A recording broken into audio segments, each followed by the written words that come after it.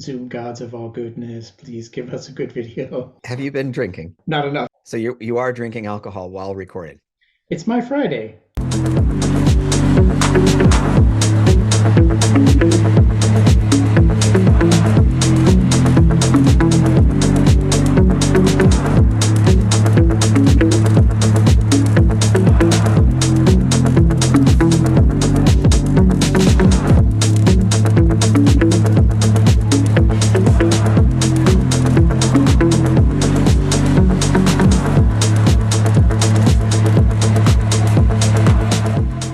I'm Michael, I'm Chris. and we're Breaking Impossible. Well, one of the things I wanted to talk about today is Matt Walker making an announcement on social media that he was wrong about exercising in the evening. Oh, right. And the reason I bring it up is because in our 12 tools, we have move as much as possible. I think it's our 6th tool. And I've put in the little thing as it scrolls up, but not 2 hours before bedtime. And I still think it's accurate, but I wanted to say that we might have been a little bit wrong if 30 minutes matters. Yeah. To me, it's the type of exercise. So I'll tell you, like running, I have no problem running and hitting a shower and going straight to bed. Like that is Mm-hmm. not a problem. But Kung Fu, I cannot sleep after I do Kung Fu. I need a couple, 3 hours to wind down after I do serious Kung Fu workouts. So I Mm-hmm. never do them past Mm-hmm. like 6 p.m., 7 p.m. if I have any hope of going to bed by 10 or 11. Mm-hmm. So, and weights the same. Like going back the other way, like I could do weights and hit the hay. Right. And I don't know what the deal is, but that's the fact of the matter for me.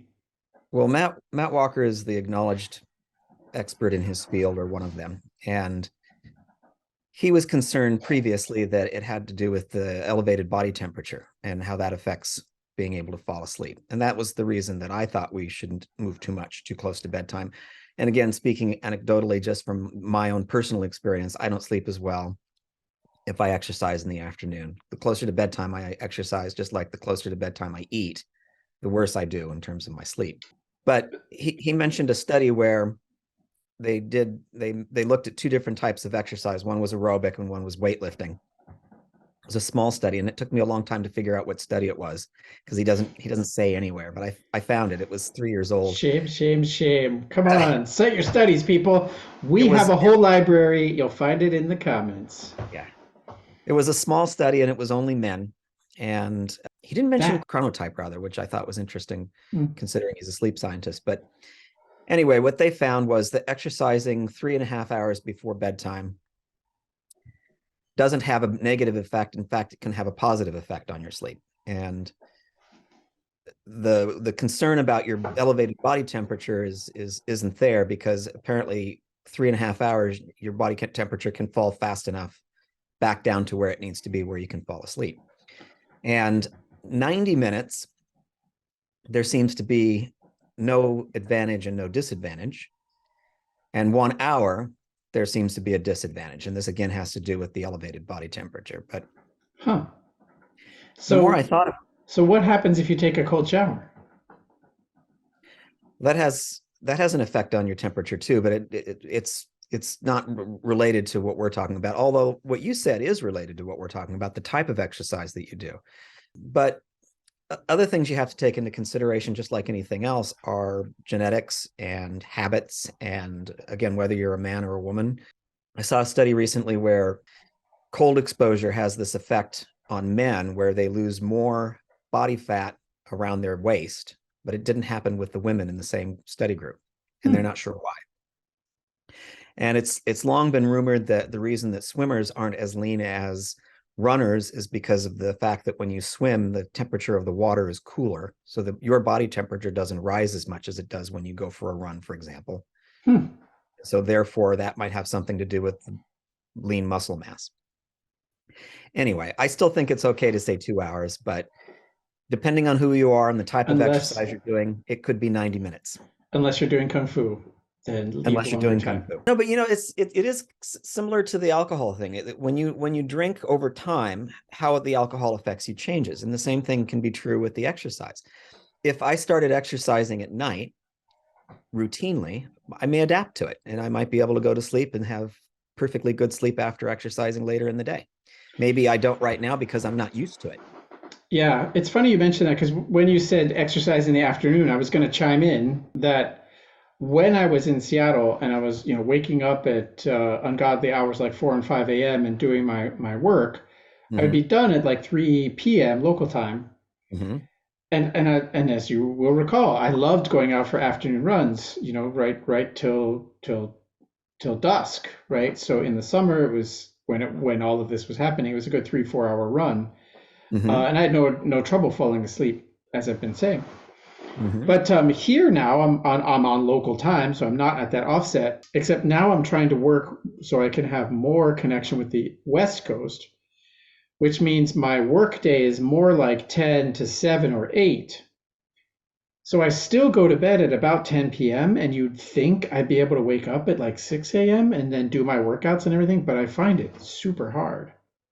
I Yeah, just, I think it's interesting you mentioned that because again in the study, at least Walker didn't mention it, and I don't remember whether the study does it as well, but people have different chronotypes. That just means that some people are night owls and some people are morning people. And I should say these in air quotes eh, because yeah. no, there's a genetic difference, No, but no, I most get that. I'm just saying, it's like because for me, it's not whether I'm a morning person or not. I still wake up early-ish, and I had no trouble waking up early-ish in Seattle. For me, it's the motivational factor. For when I got done with my day, so for me, it's the work balance thing, I guess.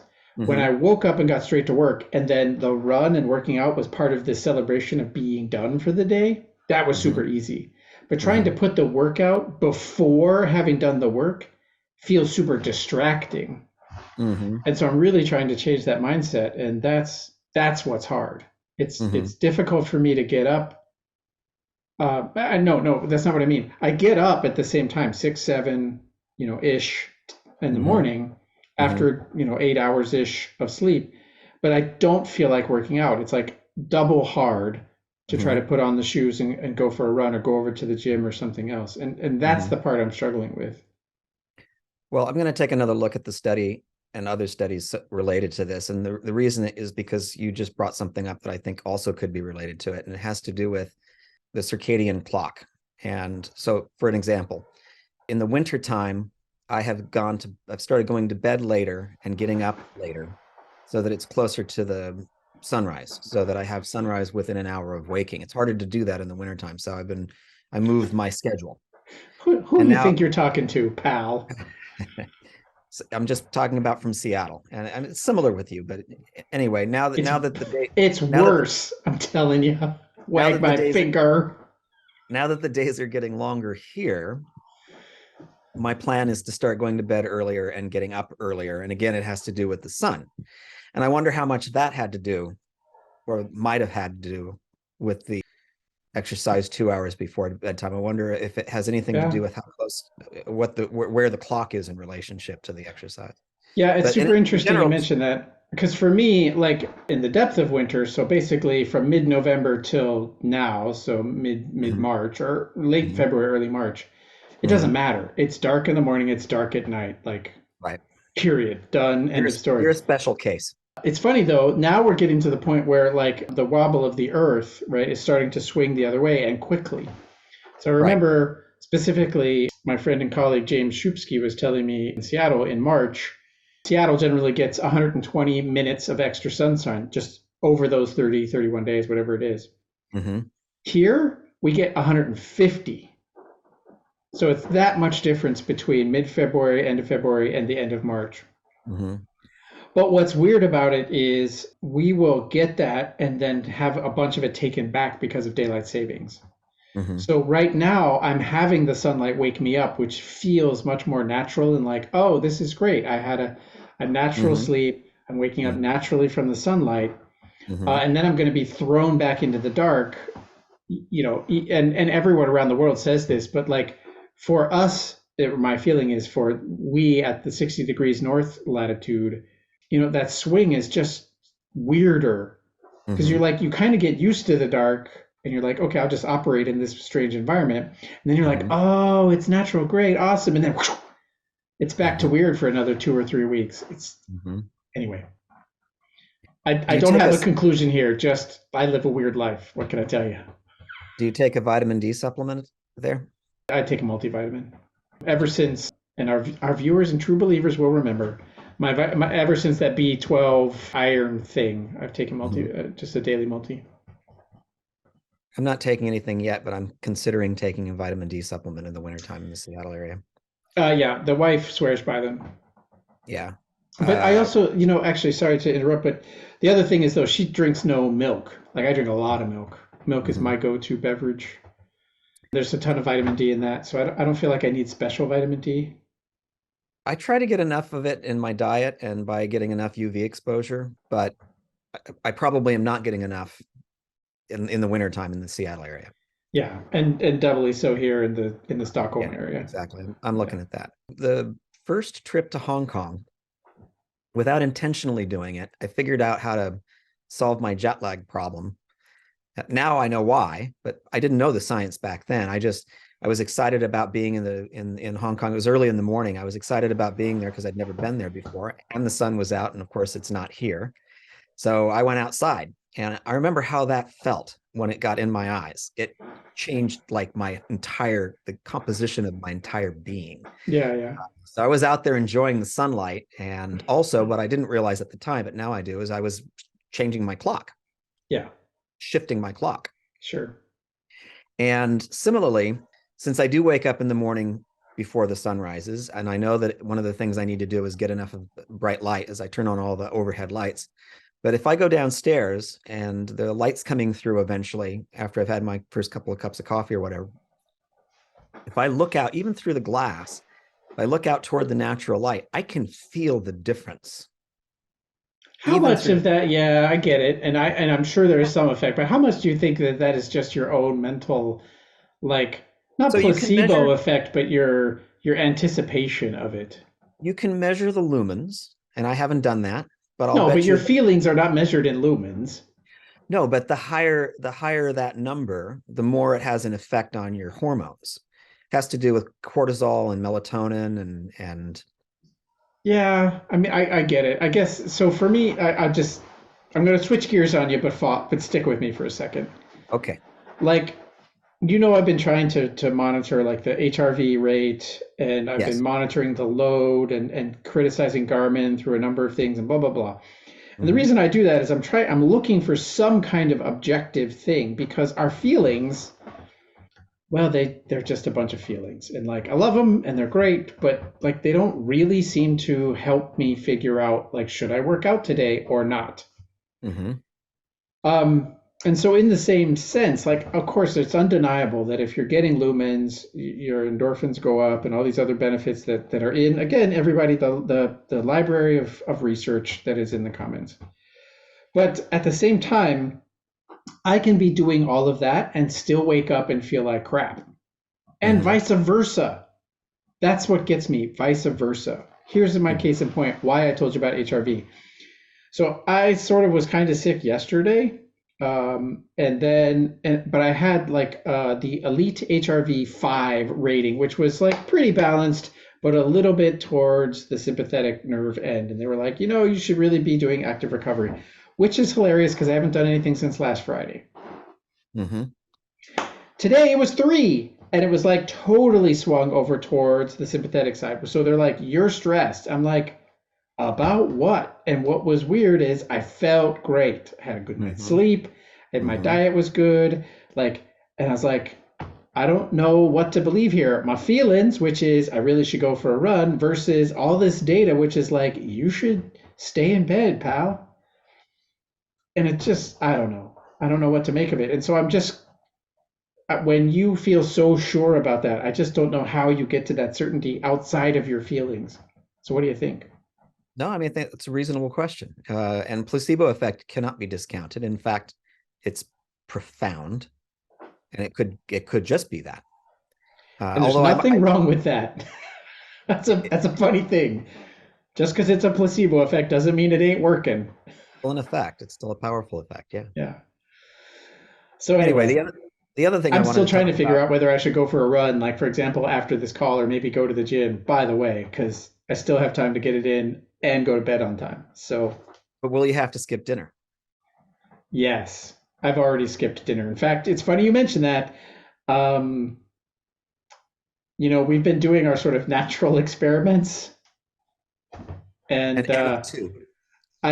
so the wife was gone to Hong Kong for an admin period for a while, and so I was on my own. And as you know from all of our sharing through our WhatsApp, thing where we um, share all of our activities around physical fitness, I was doing the time related eating and mixing it up 12, 16, 20 minutes, whatever, or 20 hours. Time restricted eating. Yeah, time restricting. Thank you. And I was like doing really well. And I lost about like 6 pounds. Funny enough, I got down to like 186 from like, the wife came back. All of a sudden, there's a lot of food in the house. All of a sudden, I'm right back up to 190. And I really, really just messed it up the other day because I came home and I was starving and I ate and I had the worst night's sleep I have in a long time. And just all those things that I already had learned in Hong Kong when the last time we talked about all this. So that was about 3 days ago. And then I was just like, look, honey, sweetie, dear, I love you, but no more dinners. Like, I just can't eat dinner. Like, that's it. And now, like yesterday and today, I'm down to one meal.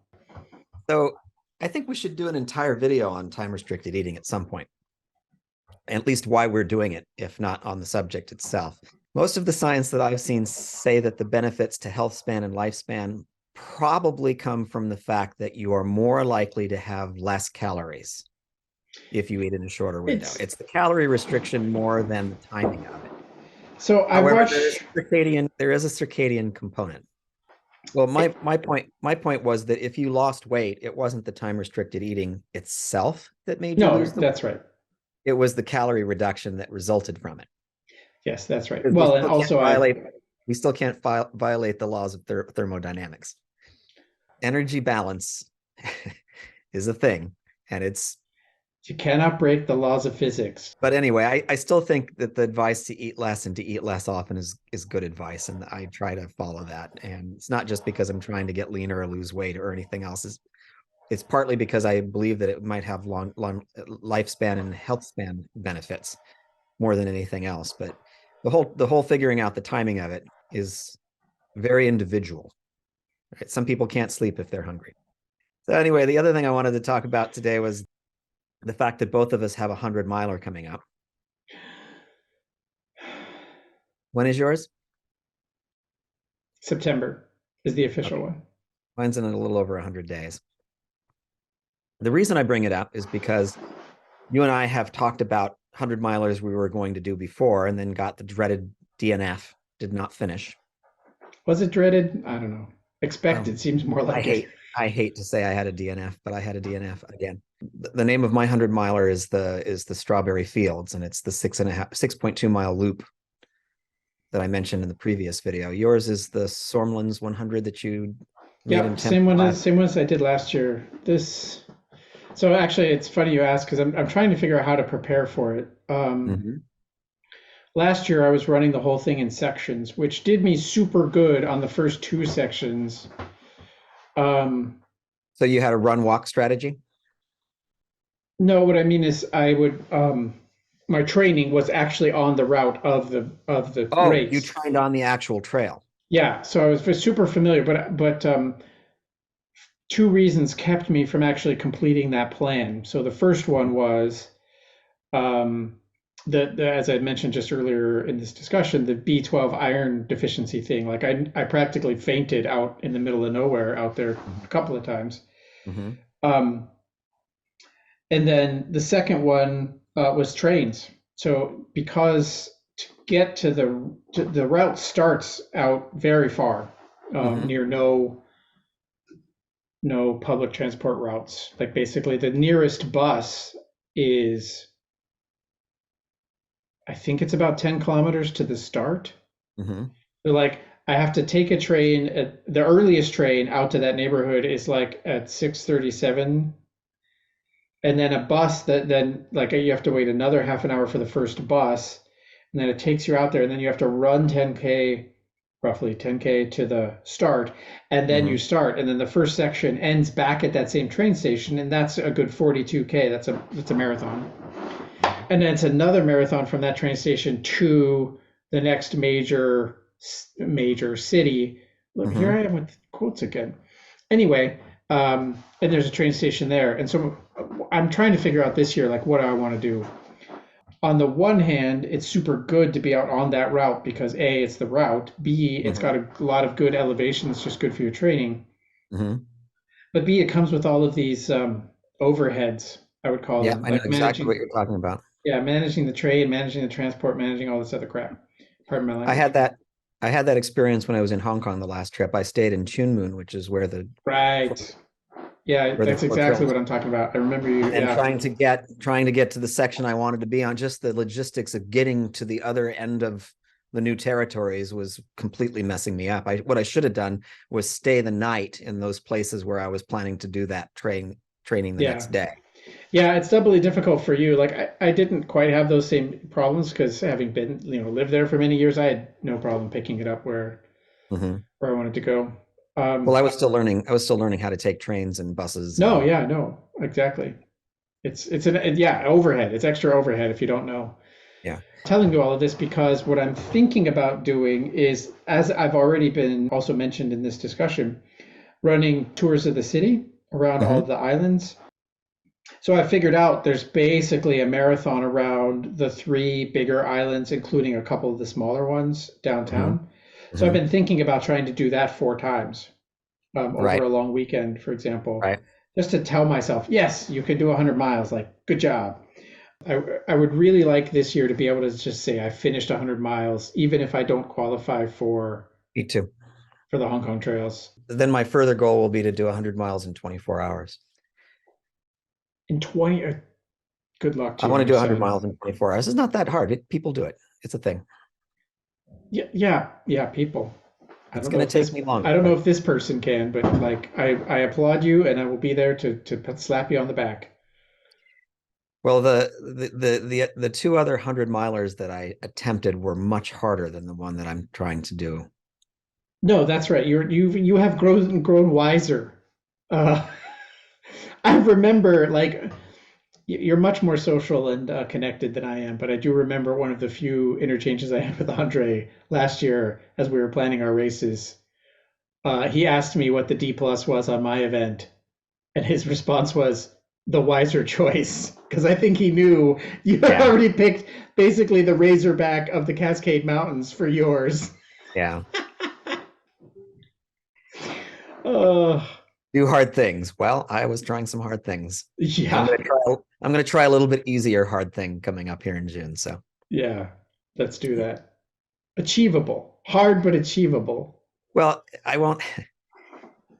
All I have to do is count 16 times making that loop, and there should be an aid station every 6 miles, and I don't have to wear a pack, so I don't have to worry about hurting my back. Yeah. I'm determined to finish the 16 loops, but as Andre said, it can be a little bit harder because it's so much easier to quit, right? And a lot No, of that's this, exactly right. and the last time I did 50 miles, I had set out to do 100. So they gave me a medal for doing 50. And it turned out that I had done the 50 and under the cutoff for the 50 miler. Nice. So nothing to be ashamed of, but I still didn't feel right posting a picture of my medal I because mean, better than me. I got a little pin that said "nice try." I don't know if I ever 50 showed you miles that. is 50 miles is 50 miles, but I had set out to do 100. So technically, I failed to do the thing that I'd set out to do. Yep, I hear And you, brother.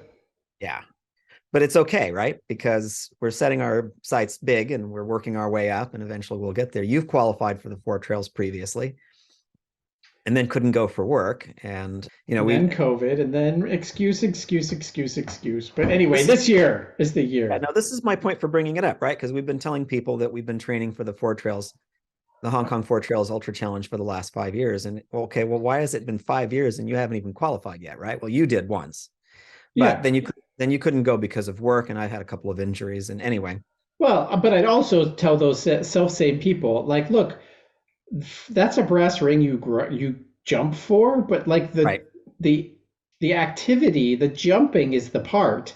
yeah, like, yes, dear Andre, our friend, like, yes, I want to run the challenge, but preparing for the challenge is the lifetime journey. Like, I may or may not ever make it, but that doesn't gonna stop me. It's just a motivator, a deep motivator. Well, we say do hard things, and it occurred to me that if I hadn't set my goal to qualify for the challenge, I wouldn't have been out there in the middle of the night on the Maclehose Trail doing that nighttime run that I did that, Exactly. right? So I did No, that much more because I and I set my would goal say, here. yeah, I would go so far as to say, like, a 50 miler, you'd be like super proud with your medal and you'd already be done and be like, okay, I'm on to my next whatever thing. The funny thing is the person I was running with just took third place in a run that she did. And she told me afterward that she thought I was badass. And I remember thinking to myself, I don't know why she thinks that, but she thought that because I was out there in the middle of the night with her doing the nighttime run at night, climbing those stairs. I Nice. was able to keep up with her, and she just took third place in her category. So Yeah. I think we sell ourselves short. At least I feel a little bit inadequate. I was able to keep up with Well, a couple of my heroes once or twice for a short period. I say speak for yourself because, like, it's all about the journey, man. We're on the journey. It is. It's all about keeping moving forward and doing hard things, and one trail at a time, one training evolution at a time, whatever your training evolution is, right? Yep. And we'll see you out there. Exactly. No, I think we just did our finish. We did. Perfectly timed, too. Like, the thing is about to end in like less than a minute. Now we got to see if we can time it so that it matches up with those little things that come up at the end of the video